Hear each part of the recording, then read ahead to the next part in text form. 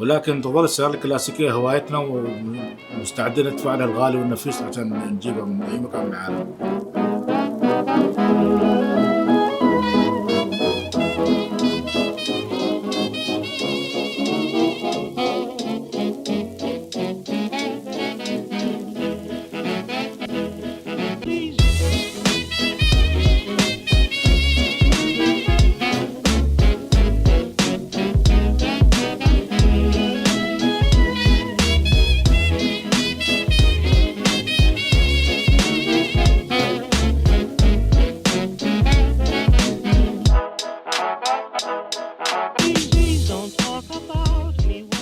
استيراد سيارات من أمريكا الآن أصبح جدا صعب. الأمور كانت سهلة سابقا. من 1914 إلى 1992. مرحبا أصدقائي، معاكم المهلب علي. اليوم نعمل تغطية جديدة لمجموعة من السيارات الكلاسيكية في المعبيلة، بالتحديد في متحف إلياس الزجالي. والآن مع إلياس بن هارون الزجالي، صاحب المتحف إلياس الزجالي للسيارات الكلاسيكية. انشأ هذا المتحف تقريبا قبل سنتين من الآن، في بداية 2019.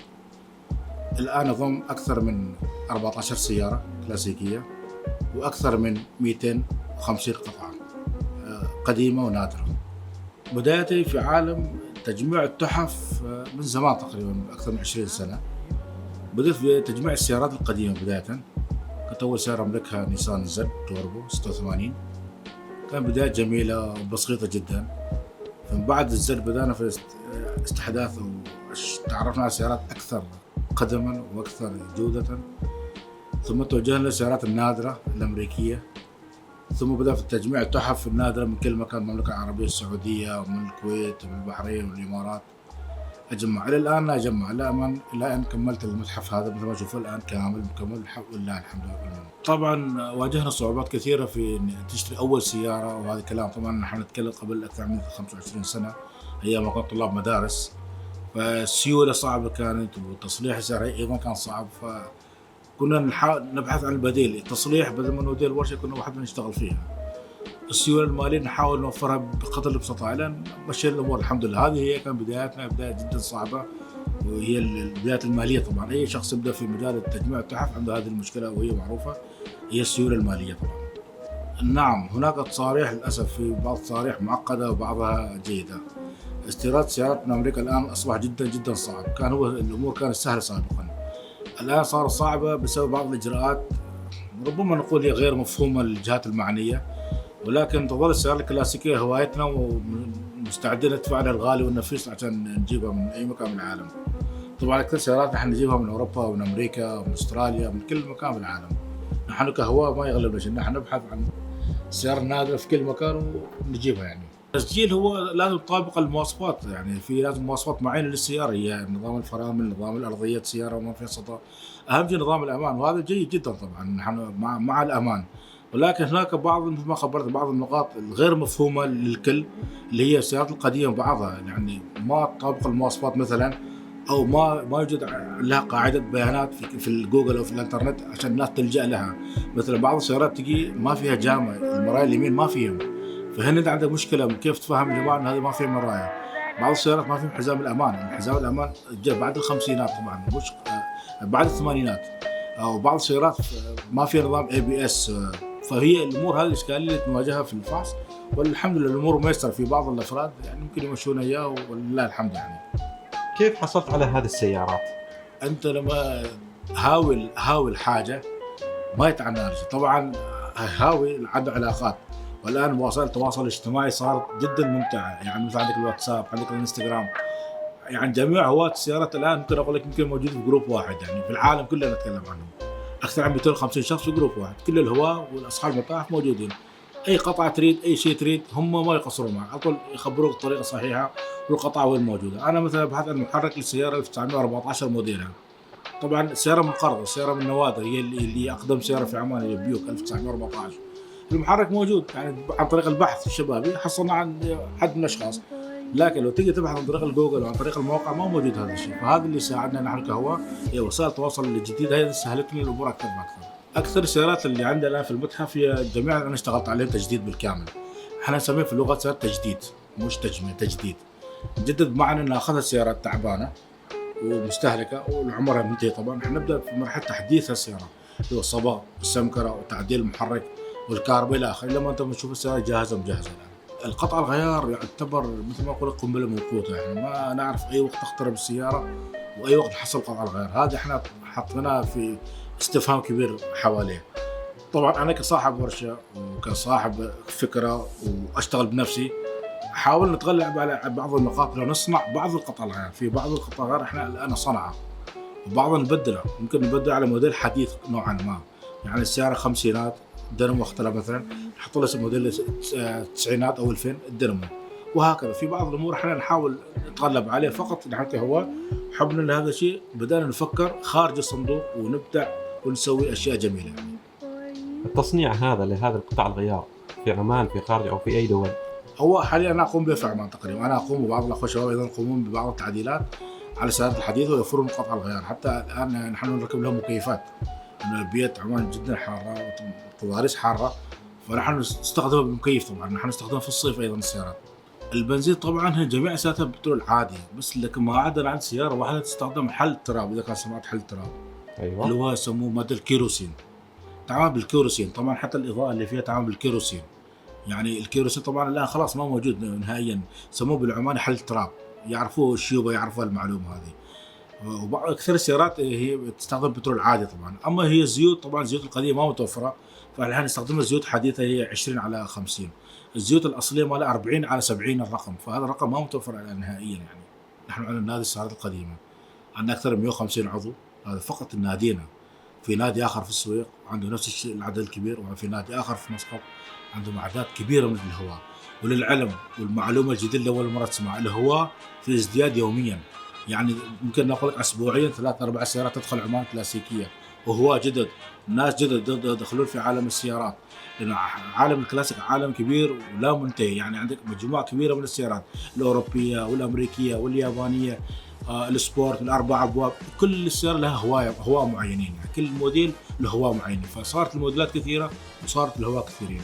في السعودية تقريبا أكثر من 20-25 نادي، في أمريكا حدث ولا حرج أكثر عن 250 نادي في كل بلدان العالم. نحن في عمان عندنا 3 أندية للسيارات الكلاسيكية الآن، والعدد في ازدياد طبعا. أنا تقريبا إلى الآن كرمت مثل ما تشوفون شهادة التقدير هذه كلها أكثر من 127 تكريم في حياتي كلها، أكثر عن 127 تكريم الجوائز. طبعا هي مخلوطة بين الرالي وبين الكلاسيك وبين المشاركات التطوعية. مشاركاتي في سلطنة كثيرة طبعا. كل السيارات اللي عندي حصلت على المركز الأول، كل السيارات اللي جواز وشهادات تقدير فايزة بالمركز الأول.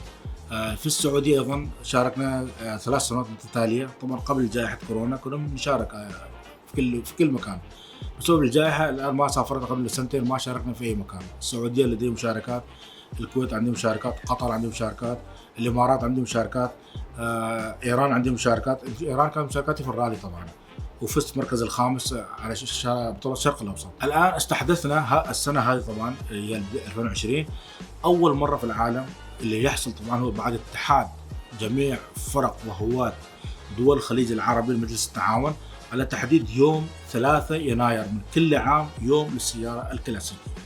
هذا احنا استحدثناه طبعا هذا اليوم، فعلناه وعملنا له ورزنامه وسجلناه في الجهات الرسمية انه يوم رسمي للسيارات الكلاسيكية في كل مكان في الخليج العربي. طبعا احنا سبقنا الامريكان في هذا الموضوع، هم ما كان عندهم يوم، الان هم يتبعون نفس اليوم هذا، هم يحتفلون في تاريخ 3 يناير هالسنه معانا بنفس اليوم. طبعا نحن استحدثنا الفكره ولله الحمد، الان الكل يعرف الفكره هي هذه، 3 يناير يوم العالمي للسيارات الكلاسيكيه. طبعا هو الشعور فخر وعزه. طبعا مثل ما انت شايف السيارات عفى عليها الزمن، السيارات كلها خشب. كنا نستخدمها سابقا، كنا نروح صلاه الجمعه بالسياره 1920 هذه فيها لوحات فيها رقم، نروح فيها صلاة الجمعة ونرجع، فيكون يعني الناس تشوف سيارة قديمة وجاي فيها والحمد لله. وكذلك السيارات الحديثة. في شيء آخر الآن قبل الجائحة كان في نوع جديد من التغيير للهواء للناس طبعا، اللي هو استخدام السيارة للأعراس أو للحفلات الخاصة. كان يجون ناس يأخذون سيارة يبون حل عرس أو عيد ميلاد فيأخذون الزفة وكذا يعني، أو استقبال ضيف من المطار. هذا شيء حديث صار الآن. يعني أنصح لأي شخص لما يدخل عالم السيارة الكلاسيكية لازم يكون عنده توجه نوع معين من السيارات. طبعا نصيحة له يبتعد عن السيارات الأوروبية القديمة لأن صعوبة القطع الغيار لها وغير متوفر وجدا أيضا غالي. يعني توجه للسيارات اليابانية مثلا، السيارات الأمريكية، السيارات الأسترالية القديمة. يعني هذه السيارات لا زالت قطعها موجودة وسهلة التوجه، وسيارات جميلة أيضا للاستخدام وعملية أكثر. لما أي هواء يبغى يتوجه للسيارات الكلاسيكية لازم يحط في باله نوع معين من السيارات ويتوكل على الله. ثم وأيضا يحسب حساب شيء واحد، شيء مهم أيضا، السيارة الكلاسيكية واقفة تصرف عليها تمشي تصرف عليها. طبعا الآن أنا بديت في تجميع التحف والأجهزة الكهربائية. مثلا عندك هناك الشرطة القديمة كيف كانت سيديات كبيرة، كان الوقت لهذا السيدي اللي يشتغل أو تسمع الأغاني أو قرآن أو أي شيء مثلا كان حد النهائي 15 دقيقة. بدأ التطور ثم الأشرطة يسموها الكاتريج، هذه موجودة كانت في السيارات وأيضا في المسجلات المتنقلة. الكاتريج صار متطور أكثر، صار يمسك 40 دقيقة تسجيل صوت. طبعا صار تطور عملاق بين هذا وبين الشريط الأول والثاني. طبعا بعد لو شوف الحجم أيضا صار والسعة أكبر. بعدين رجع الشريط استغل الكاسيت اللي كان اعتقد متوفر، يعني الشباب يعرفوا عنه، هذا صار 120 دقيقة. صار تطور يعني قفزة نوعية من 15 دقيقة إلى 120 دقيقة. بعد هذا جاء السيدي طبعا اعتقد أكثر عن 500 دقيقة، من 120 دقيقة إلى 500 دقيقة، والسمك كذا كبره والعرض كذا كبره جدا صغير مثل الورق. بعد السيدي جاء الميموري هذا الصغير، الميموري أكثر عن 1000 دقيقة وأكثر بعد يكفي، لكن شوف حجمه كذا كبر صغير. يعني وين كنا وين أصبحنا. هذا النوع الآخر أنا جمع أيضا تحف العملات النقدية. عندي هذه العملة مثلا من دولة العباسية تعود لأكثر من 100 عام. هذه عملة حقيقية لو تركز الكاميرا عليها في نقوش، هي مثل الحجر لكن هي نادرة جدا. عندك هذه العملة أيضا عملة لكن هي أمتن قليلا، هذه لأن الفرق بينه أكثر من 1500 سنة. هذه صغيرة، السقط صغيرة وهي سقط كبيرة، يعني صيغة كبيرة شوية مثل الحجرية لكن فيها نقوش عليها. هذه عملات من محافظة خوزستان الإيرانية، جبتهم من حضارة إيلام أو إيلام على حسب النطق يسموها. هذا حضارة قديمة اندثرت وانتهت وجودها، رغم أن هي نفس الفترة متواجدة مع الحضارة الفرعونية قبل 2500 سنة، أكثر من 2500 سنة قبل الميلاد. هنا عندنا قلم، طبعا قلم زمان شوف كيف كان، ريش الطاووق والحبر، المحبر يسموها. عشان تكتب كلمة واحدة لا تفتح هذا وبتحط هذا وبتحط هذا وبتحط هذا وتكتب هنا كلمة واحدة وما كمل. الآن إذا تبي تكتب شيء مثلا القلم جاهز.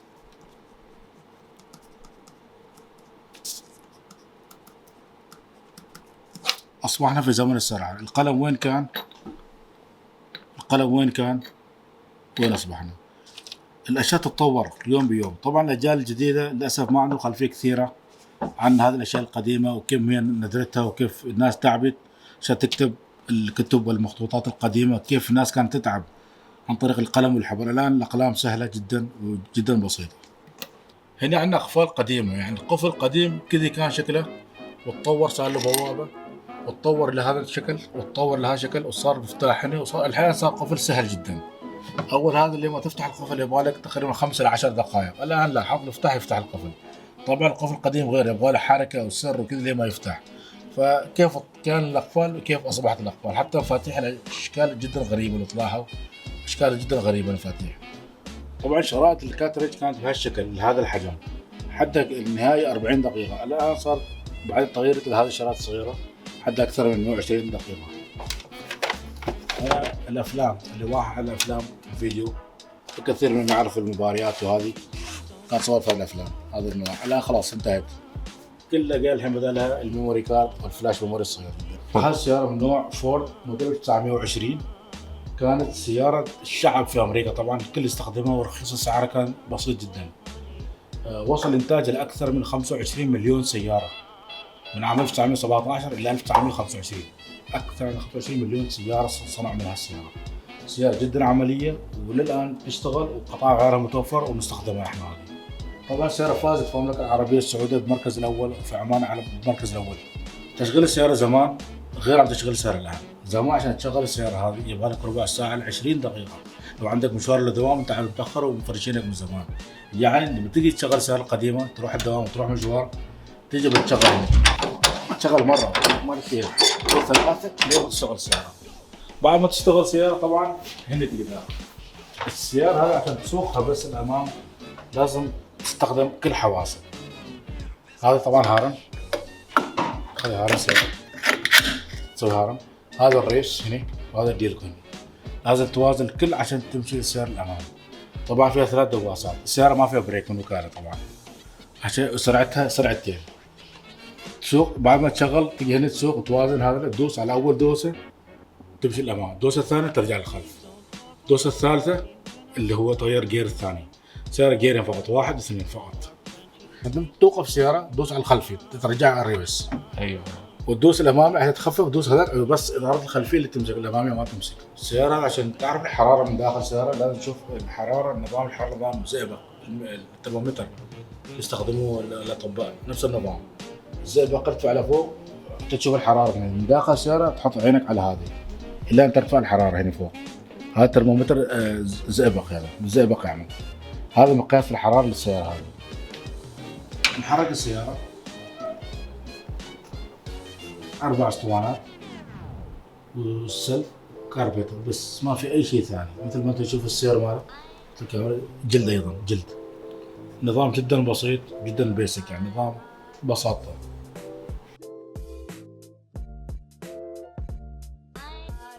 هذه السيارة نوع بوغاتي 27 ريبليكا، فاز مركز الأول في مهرجان قصيم 2017. لها أكثر من مشاركات محلية، 43 مشاركة محلية وخليجية 2 كمشاركات للسيارة هذه. طبعا هذه من نوع السيارة، سيارة السباق كانت في أيامها. السرعة النهائية 120، كانت 120 سرعة جنونية في 1927. سيارة مرسيدس موديل 1929 ريبليكا، إعادة تصنيع طبعا. سيارة كانت تستخدم كثيرا في الأفلام وفي تعديل السيارات، كانوا يستخدموها سيارة كثير. وتلاحظون شيء كرسي السيارة جدا صغير وضيق، لأن زمان كانت الناس أحجام صغيرة، ما كان فيهم كروش مثل الآن، يعني كانت الأجسام الناس صغيرة، لو تلاحظ كل شيء فيها صغير جدا. تصنيف السيارات الكلاسيكية في عمان من 1880 إلى 1929 تعتبر سيارات عتيقة، ومن 1929 إلى 1989 تعتبر سيارات كلاسيكية، ومن 1989 إلى 1999 تعتبر سيارات قديمة. أما بحسب نادي السيارات الأمريكية القديمة فعندهم تصنيف مختلف، من 30 سنة إلى 49 سنة تكون سيارة كلاسيكية، من 50 سنة إلى 99 سنة تكون سيارة ما قبل العتيقة، أما من 100 سنة فما فوق فتكون من السيارات العتيقة. المتحف جميل جدا وسهل الوصول إليه، يعتبر كوجهة سياحية، وأنصح الناس اللي يحبوا هذا المجال أو غيره بتجربة زيارة هذا المكان. المتحف يضم مجموعة من السيارات، من سيارات أوروبية ومن سيارات أمريكية، تتراوح موديلات سيارات في المتحف من 1914 إلى 1992. شكرا جزيلا لمتابعتكم هذا الفيديو، أتمنى أنه يعجبكم. لا تنسوا الاشتراك في القناة ولايك وتعليق. شكرا جزيلا.